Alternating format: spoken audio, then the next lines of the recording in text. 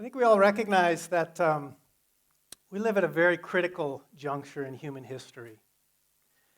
There are now 7 billion of us on this planet, and we're wielding technologies that increase our impact and our interdependence 1,000-fold. We've literally, as a result, transformed the conditions of our own existence on this planet. But we haven't yet adapted to these new conditions that we live in.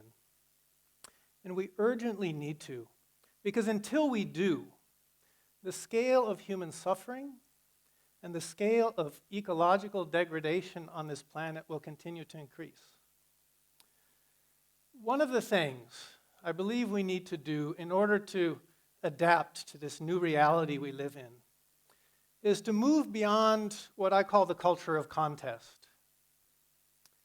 The culture of contest is a culture that organizes almost every social institution as a contest with winners and losers. Today, most of us live in a culture of contest to varying degrees. We organize governance as a contest for power. We organize justice as a contest of legal advocacy. We organize the market as a contest of capital accumulation and consumption. We organize education as a contest for grades and recognition. We even organized many forms of recreation and leisure as mental or physical contests.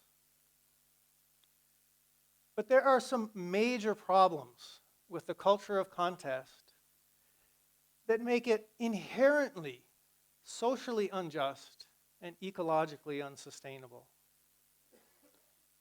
Some of those problems include the fact that when you organize every social institution as a contest, what you're doing by design is serving only the interests of the most powerful segments of society. Only their short-term material interests, to be precise. The culture of contest by design perpetuates social disparities. And as a result, it creates continuous cycles of conflict, instability, and crisis. Now, as a result of this conflict and instability, the culture of contest also prevents us from solving the increasingly complex problems that face us on this planet today as a result of our numbers, our technologies, our growing interdependence. Solving these increasingly complex problems requires the highest degrees of cooperation and collaboration over sustained periods of time between people with diverse insights, experiences, talents, and capacities. But the culture of contest sets diverse people against one another in ways that actually confound our ability to solve the increasingly complex problems facing us today. So, how do we move beyond the culture of contest? Well, I think we can begin by dispelling a few very influential myths that actually help to perpetuate the culture of contest. The first of these is that human nature is inherently selfish, aggressive, and competitive. This is a myth. All of the human sciences today are demonstrating that we are wired for both competition and cooperation, or both egoism and altruism. And which of these potentials is more fully developed depends on how we're raised, on our social environment, on our education and training, on our social institutional structures and incentive systems, and on the choices we make as we navigate those systems. The culture of contest actually cultivates our competitive and egoistic potential, and actually causes our cooperative and altruistic potential to atrophy. The second myth that helps to perpetuate the culture of contest is the myth that excellence, creativity, and productivity are best promoted through self-interested competition. Again, this is another myth. Humans are not only motivated by self-interest, nor is self-interest actually our most powerful motivation.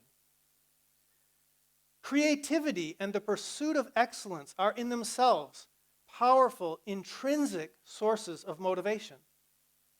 But beyond those, the desire to find meaning in life, the desire to align our life's energy with a higher purpose or cause, the desire to work with others in order to contribute to the betterment of society, those are deep sources of human motivation,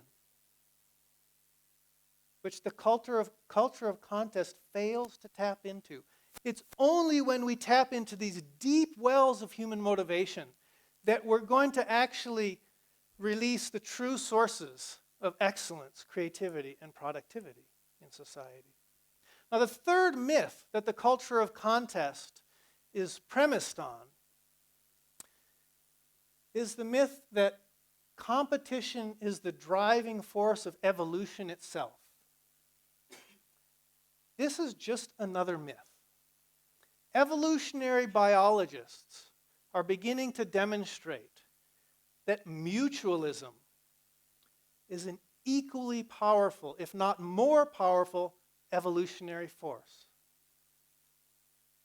Mutualism gave us nucleated cells and multicellular organisms that are the basis of all complex life today. Mutualism gave us the balance of oxygen and carbon dioxide in our atmosphere today that sustain all complex life. Mutualism between species, which is abundant in nature, confers powerful survival advantages. And mutualism within species, which in human societies we simply call cooperation, also confers powerful survival advantages. This is one of the reasons our species has been so incredibly successful, is because we have unprecedented capacities for cooperation. So, if we can push those myths aside, we can ask ourselves, how do we get beyond the culture of contest? Well, there's one strategy we've tried, and I think we've learned it doesn't work. Every time the culture of contest perpetuates some social injustice, which is all the time, because that's what it does by design, every time this happens, we can't simply respond with a culture of protest. Now, protest and other oppositional strategies of social change have undoubtedly led to some very important historical advances. We can all conjure up in our memory recent or distant examples of those. And it's entirely understandable that thoughtful, caring, well-intentioned people will respond to social injustices and oppression with protest and opposition. But in this age of ever-increasing interdependence, the culture of protest is reaching a point of diminishing returns. There are a number of reasons for this that I explore more deeply in my own research and writing. But the fundamental reason, and the simplest reason, is simply this. The culture of protest, ultimately, is just an extension of the culture of contest. They're part of one and the same thing. The culture of protest actually rests on the same underlying myths that I was just discussing. Engaging in a culture of protest actually reinforces those myths, and in the process, it reinforces the culture of contest itself, which is quite ironic, because it's the culture of contest that's generating the injustices that are spawning the protest. So we can never truly move beyond the culture of contest simply by engaging in a culture of protest. What we can do is we can strive to develop a more universal culture of constructive agency. What I mean by that is a culture in which we're bending all of our energies in conscious and intentional ways toward the construction, the active construction of the world we want to live in, even as the old social order is falling apart around us in more ways than we can count. And we can exercise this constructive agency most effectively, I believe, if we focus our energies largely on three fronts. The first of these is the education and empowerment of young people in ways that help them recognize that in this interdependent world they've inherited, their own well-being is inextricably bound up in the well-being of the entire social body that they're part of. And in ways that also empower them to develop their fullest latent potentials in ways that they can contribute to this well-being. Now, this kind of education and empowerment needs to begin in the earliest formative years of childhood. But equally importantly, it needs to be extended through those critical periods of adolescence and youth if we want to begin to raise generations who can mature beyond the culture of contest in their minds and in their hearts and in their actions.